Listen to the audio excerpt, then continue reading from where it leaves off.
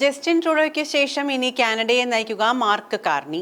Liberal party leadership വോട്ടിൽ 85.9% വോട്ടും നേടിയാണ് 59-കാരനായ മാർക്ക് കാർണി കാനഡയുടെ പ്രധാനമന്ത്രി പദവിയിലേക്ക് അർഹത നേടിയത്.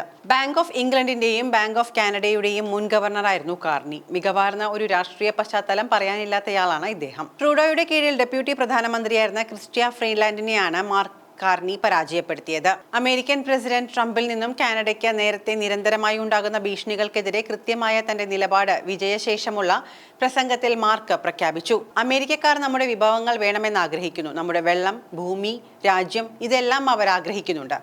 കനേഡിയൻ കുടുംബങ്ങളെയും ബിസിനസ്സുകളെയും തൊഴിലാളികളെയും ആക്രമിക്കാൻ എന്നാൽ ട്രംപ് ശ്രമിക്കുന്നു. അതിൽ അയാൾക്ക് വിജയിക്കാൻ സാധ്യമല്ല, മാർക്ക് കാർണി പറഞ്ഞു. ട്രംപിനെതിരെ കാനഡയെ പ്രതിരോധിക്കാൻ താനാണ് മികച്ചയാളെന്ന് പറഞ്ഞാണ് പ്രധാനമന്ത്രി പദവിയിലേക്ക് വേണ്ട ക്യാമ്പയിൻ മാർക്ക് കാർണി തുടങ്ങിയത് തന്നെ. കാനഡയെ അമേരിക്കയോട് കൂടിച്ചേർക്കുന്നതിനെ കുറിച്ച് മുൻ പ്രസിഡന്റ് പദവിയിലേക്ക് എത്തിയ സമയത്തെല്ലാം ട്രംപ് സൂചിപ്പിച്ചിരുന്നു. നികുതി വർധനവിനെ കുറിച്ച് അടക്കം പറഞ്ഞ ശേഷമാണ് ട്രംപ് ഇക്കാര്യം അറിയിച്ചത്.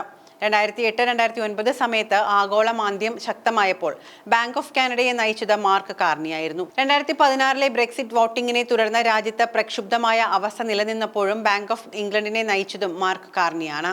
പാർട്ടിക്കകത്തും പുറത്തും നിന്നുള്ള പ്രതിഷേധം ശക്തമായതോടെ കനേഡിയൻ പ്രധാനമന്ത്രി സ്ഥാനത്തു നിന്നും ഒഴിയുന്നതായി ജസ്റ്റിൻ ട്രൂഡോ നേരത്തെ വ്യക്തമാക്കിയിരുന്നു. പുതിയ പ്രധാനമന്ത്രിയെ കണ്ടെത്തുന്നതുവരെ താൻ സ്ഥാനത്ത് തുടരുമെന്നായിരുന്നു അദ്ദേഹം അന്ന് വ്യക്തമാക്കിയത്. പ്രധാനമന്ത്രി സ്ഥാനത്തേക്ക് പാർട്ടിക്കുള്ളിൽ നടന്ന തെരഞ്ഞെടുപ്പിൽ UK, കാനഡ സെൻട്രൽ ബാങ്ക് മുൻ മേധാവിയായി പ്രവർത്തിച്ച മാർക്ക് കാർണിയെ വിജയിച്ചതായി liberal party president Sajit Mehra അറിയിച്ചു.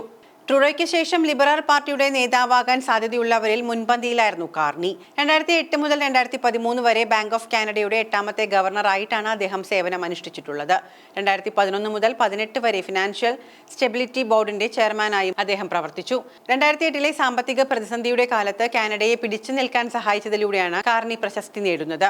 താരിഫ് യുദ്ധവുമായി രംഗത്തിറങ്ങിയ US പ്രസിഡന്റ് ഡൊണാൾഡ് ട്രംപിനെ നേരിടാൻ ഏറ്റവും വിശ്വസനീയമായ രാഷ്ട്രീയക്കാരനായി ജനം കാർണിയെ അംഗീകരിക്കുന്നുവെന്നും തെരഞ്ഞെടുപ്പ് സൂചിപ്പിക്കുന്നു. ട്രംപിനെ ഹാരി പോട്ടർ ചിത്രത്തിലെ എതിരാളിയായ വോൾഡ്മോർട്ടിനോട് ഉപമിച്ച വ്യക്തി കൂടിയാണ് കാർണി. പ്രധാനമന്ത്രി സ്ഥാനത്തേക്കുള്ള മത്സരത്തിൽ 131,674 വോട്ടുകൾ നേടിയാണ് മാർക്ക് കാർണി നേതൃത്വ മത്സരത്തിൽ വിജയിച്ചത്. അതായത് ഏകദേശം 85.9% ബാലറ്റുകൾ. ഈ വർഷം ആദ്യമായിരുന്നു ട്രൂഡോ പ്രധാനമന്ത്രി സ്ഥാനത്ത് നിന്നും രാജിവെച്ചത്. പാർട്ടിയുടെ അടുത്ത നേതാവിനെ തിരഞ്ഞെടുക്കുന്നതിന് ശേഷമായിരിക്കും രാജിയെന്നും പാർട്ടി നേതൃസ്ഥാനത്ത് നിന്നും പടിയിറങ്ങുകയാണ് എന്നും അദ്ദേഹം വ്യക്തമാക്കിയിരുന്നു. 2015 താൻ പ്രധാനമന്ത്രിയായി അധികാരമേറ്റ സമയത്തേക്കാൾ മികച്ച രാജ്യമാണ് ഇപ്പോൾ കാനഡ. തന്റെ സർക്കാർ ദാരിദ്ര്യം കുറയ്ക്കുകയും കൂടുതൽ ആളുകൾക്ക് തൊഴിൽ നൽകുകയും ചെയ്തു എന്നും അദ്ദേഹം അവകാശപ്പെടുന്നു.